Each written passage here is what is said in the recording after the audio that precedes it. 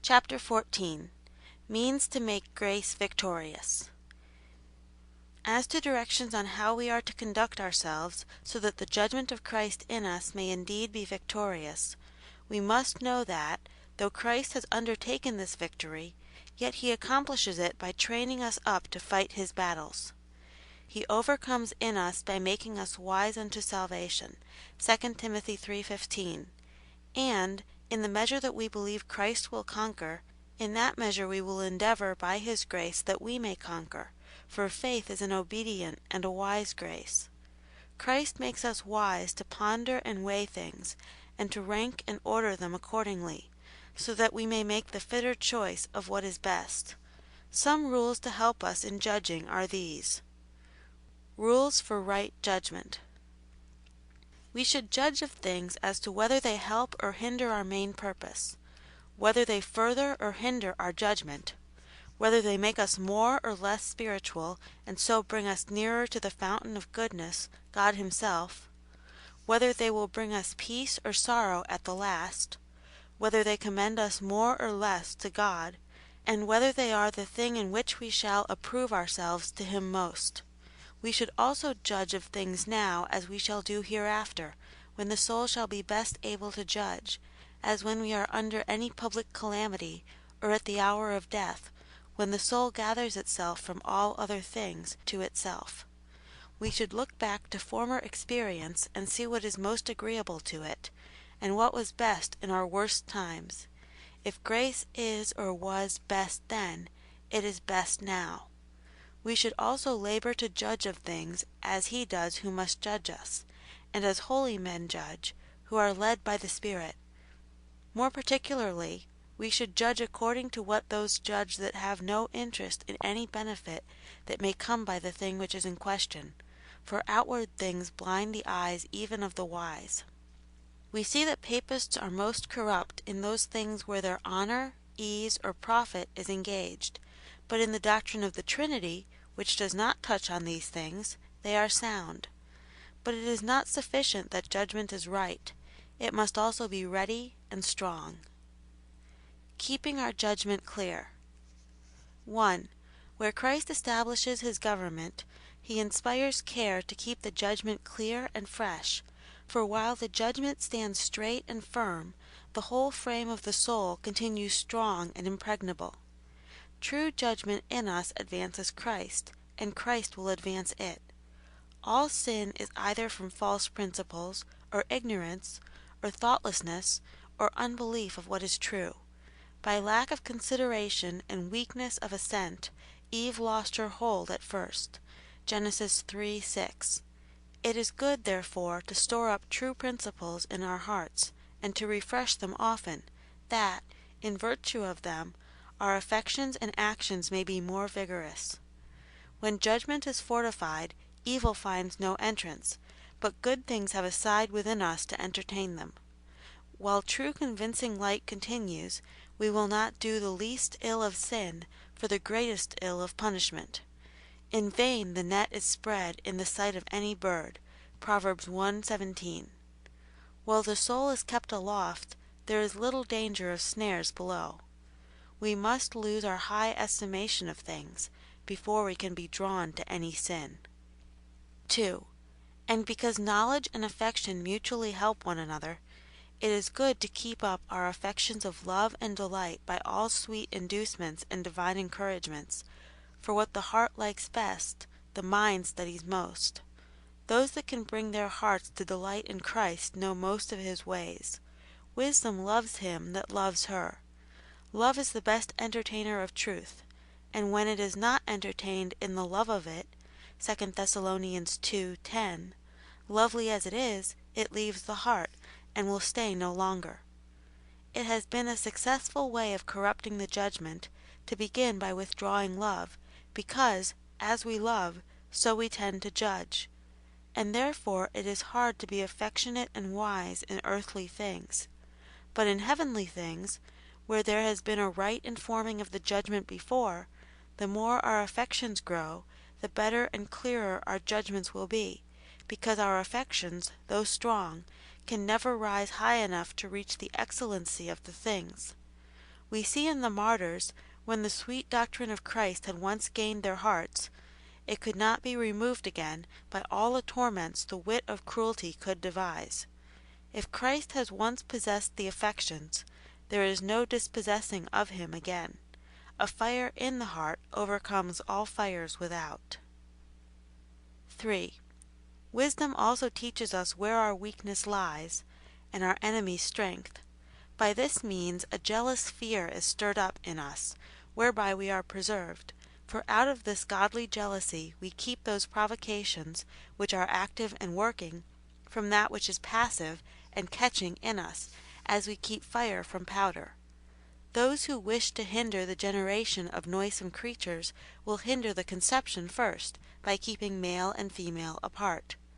This jealous care will be much furthered by observing strictly what has helped or hindered a gracious temper in us, and it will make us take heed that we consult not with flesh and blood in ourselves or others. Otherwise, how can we think that Christ will lead us out to victory, when we take counsel with his and our enemies? 4. Christ also makes us careful to use all means by which fresh thoughts and affections may be stirred up and preserved in us. Christ so honors the use of means, and the care he bestows on us, that he ascribes both preservation and victory to our care in keeping ourselves. He that is begotten of God keepeth himself, 1 John 5:18, though not by himself, but by the Lord, in dependence on him, in the use of means. We are only safe when we wisely make use of all good advantages that we have access to. By going out of God's ways, we go out of his government, and so lose our good frame of mind, and find ourselves overspread quickly with a contrary disposition. When we draw near to Christ, James 4:8, in his ordinances, he draws near to us.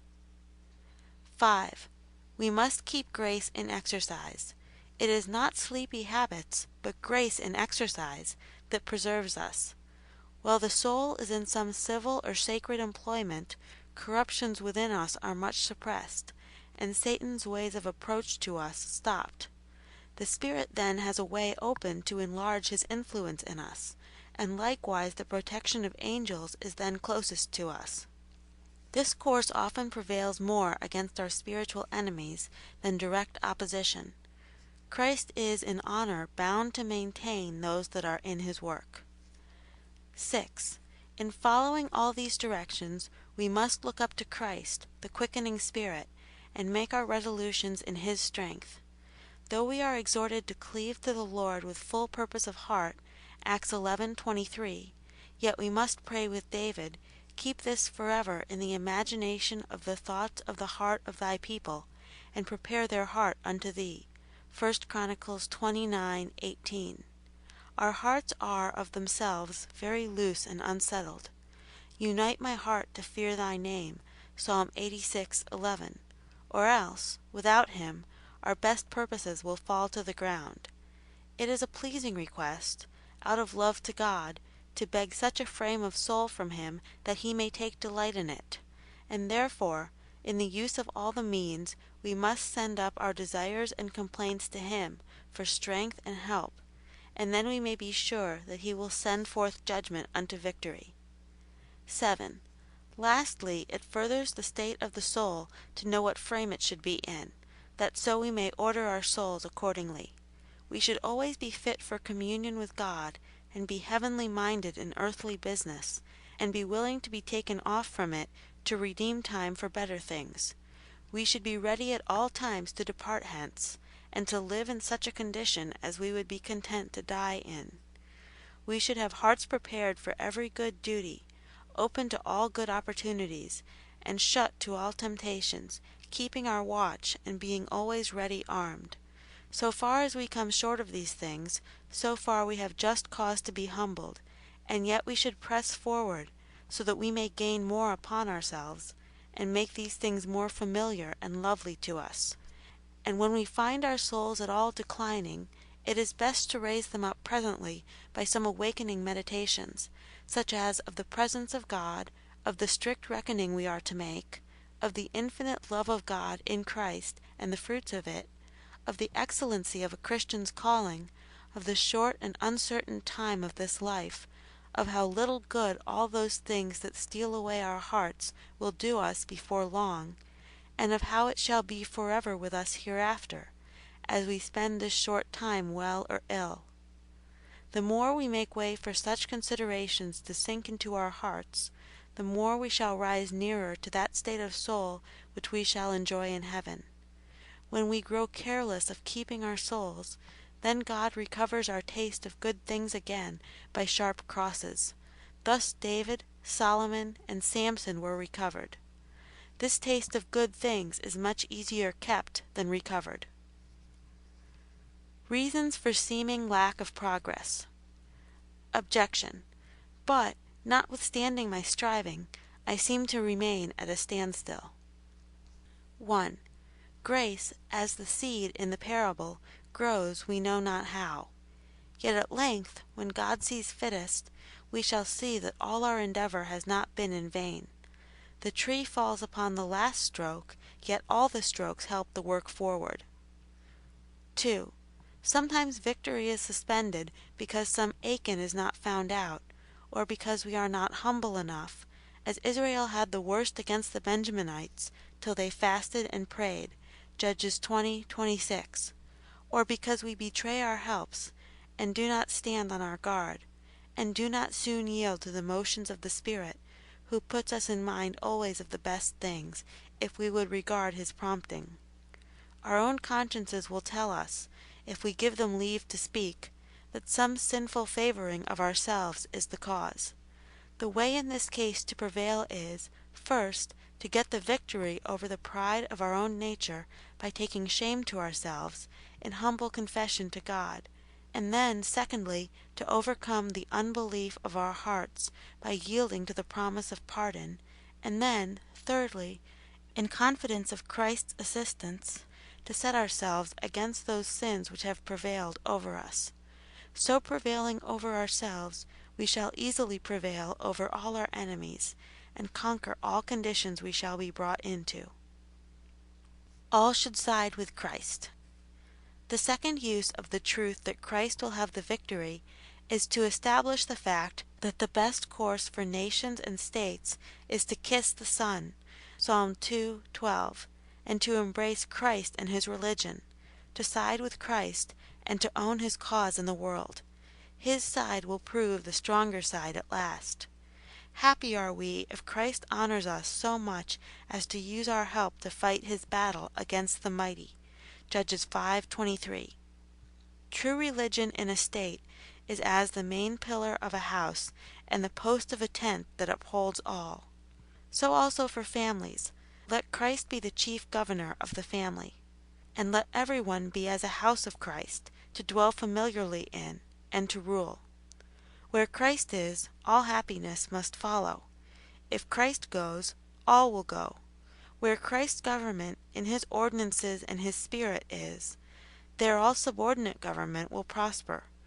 Religion inspires life and grace into all other things. All other virtues without it are but as a fair picture without a head. Where Christ's laws are written in the heart, there all other good laws are best obeyed. None despise man's law, but those that despise Christ's first. Nemo humanam auctoritatem contemnit, nisi qui divinam prius contempsit. No one despises human authority unless he first despises divine authority. Of all persons, a man guided by Christ is the best, and of all creatures in the world, a man guided merely by will and affection, next to the devil, is the worst. The happiness of weaker things stands in being ruled by stronger. It is best for a blind man to be guided by him that has sight.